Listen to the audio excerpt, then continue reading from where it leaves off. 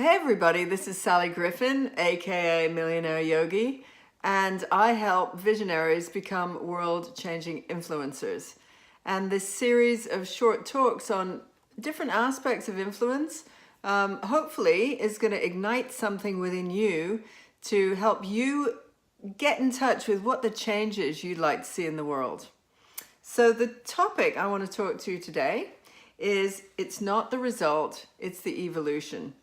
And there's several aspects about this. It's a big part of the topic.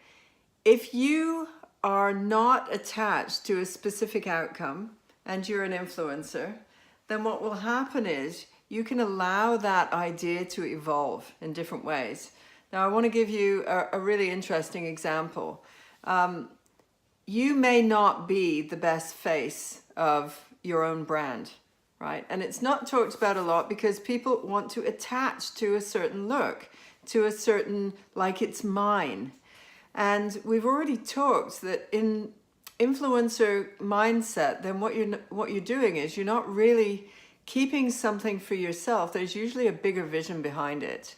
And let's just talk about that bigger vision. And I want to talk about something specific and close to my heart. So, you know, I have run a yoga festival at one point, and I was really clear that in the history of yoga and in the history of branding yoga, white, skinny women are the main forefront of it, right? And there was a certain point when I traveled to India, God, many years ago, like over 20 years ago, with one of my best friends who was an African-American woman, and she was one of the first black women, I think, at that time was involved in Ashtanga yoga. It was kind of unheard of at that time. And I know that even when we shared a space in India, we went to stay in India for a month, that we would be stopped in the street by Indians who wanted to touch both our hair because I was a blonde, she was black, she had dreads, I had what I have. And we were curiosities. There was nothing about it that was invasive. It was just people being curious about different people. And roll on. When years later, like 20 years later, I was creating this yoga festival, one of the things that was really important to me was that it not just be the enclave of skinny white women, that we actually represent something much bigger than that, like different shapes, different cultures, men, women, different ages. And so the decision was made very early not to be the face of that. And for me, not to be the face of it, even though I was the one behind the scenes with all the ideas and moving things forward. For me, it was super important that we get the message across that this was for everybody and for all different types. So I was not the face of the campaign. And I want you to ask yourself, like, just imagine if you aren't a mother and you insist on doing children's clothing and you want to be the face of that.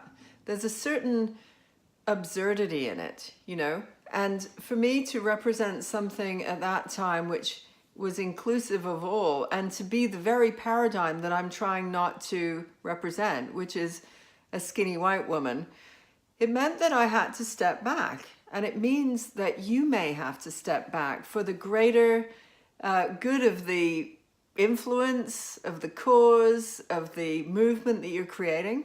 And that is a really good example of it, because I mean, also, it took a while actually for black people to be involved in yoga. I mean, I've been doing it for some time. And there was a point when, sure enough, you know, even though it's come from India, it was mostly white women leading the cause. There were some white men. Then there were a few Chinese acrobatic type people who came involved because it was like an acrobatic kind of yoga. And then you started to see, I mean, me and this friend of mine, Denise was her name, wherever you are, Denise, but we used to look in classes and she was like, we're the black people. And I'd be like, they're coming. But it took something for us to create the context of what we were creating in order to invite different cultures in there. And so it was very successful, actually. That's exactly what happened with the yoga festival. I proudly looked over the fields and saw multicultural, saw different ages, saw different shapes.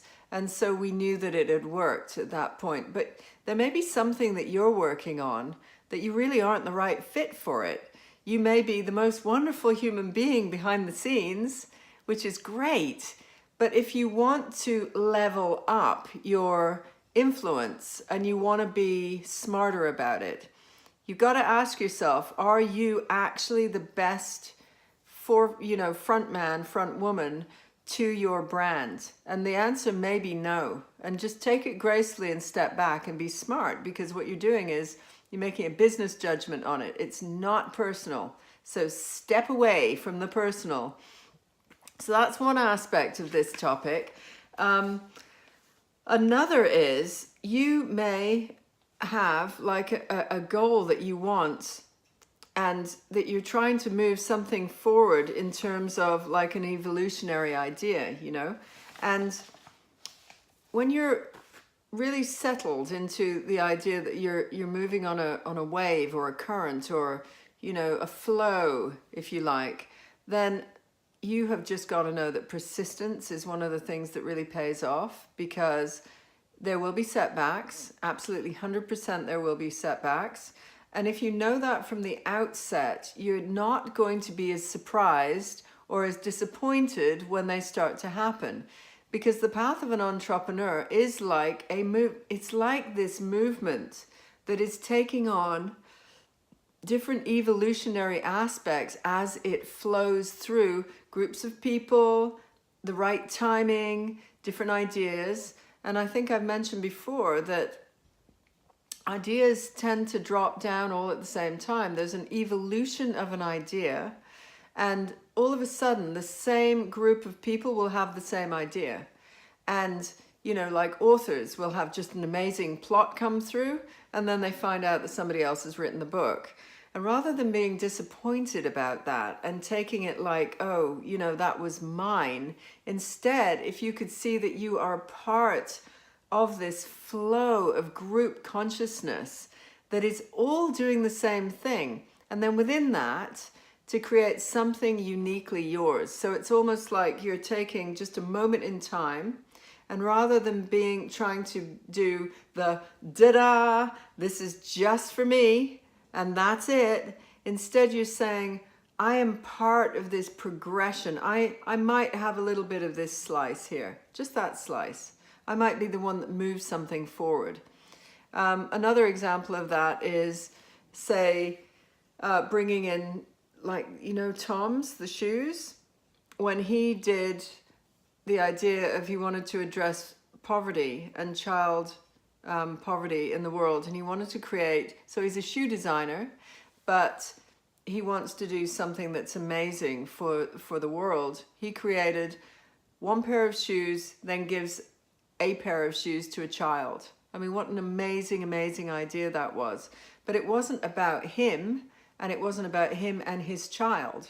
It was about, okay, I am a shoe designer, so there's all of that passion and creativity that's involved in that. But the evolution of an interesting idea is not going to just stay static. It's always going to be, as I've said before, moving. And then the next phase of it might be something like he came up with. So Tom's Shoes became multi-millionaire project or business because it was so willing to give, and because it wasn't just about him. So these are ideas that are all part of the topic of it's not the result, it's the evolution. And I'm trying to give you some other examples, like the Green New Deal.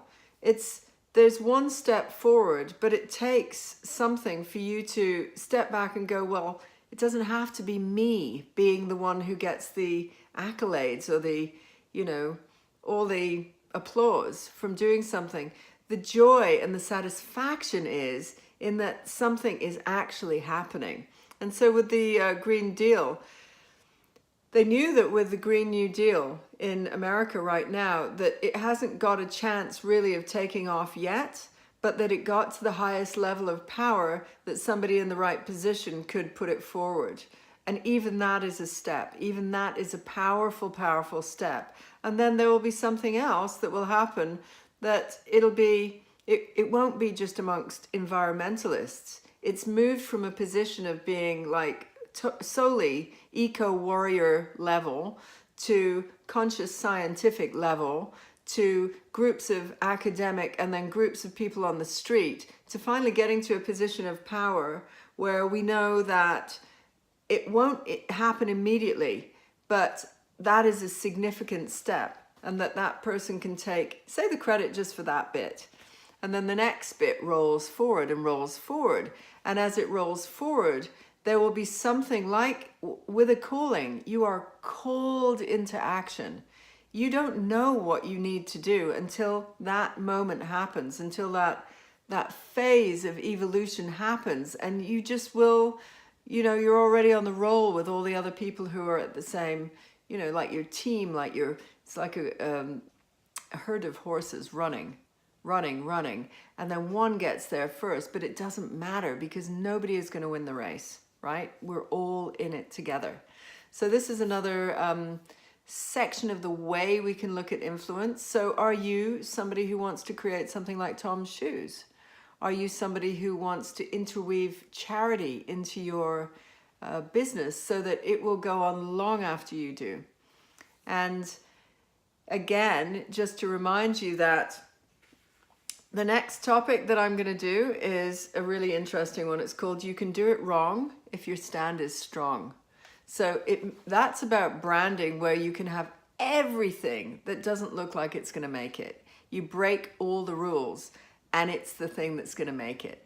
So be really excited to talk about that. And as ever, I ask you the same question. What change do you want to make on the planet, in the world? Hit the reply to this email and literally tell me what it is that you want to create, and I'd love to have that conversation, and I'll bring it up in all my Facebook lives. And if you want to take it further as well, go to my private Facebook group, which is called When Business is Pleasure, and I'd love to just have this conversation with you. Have a beautiful day. Namaste. So much love.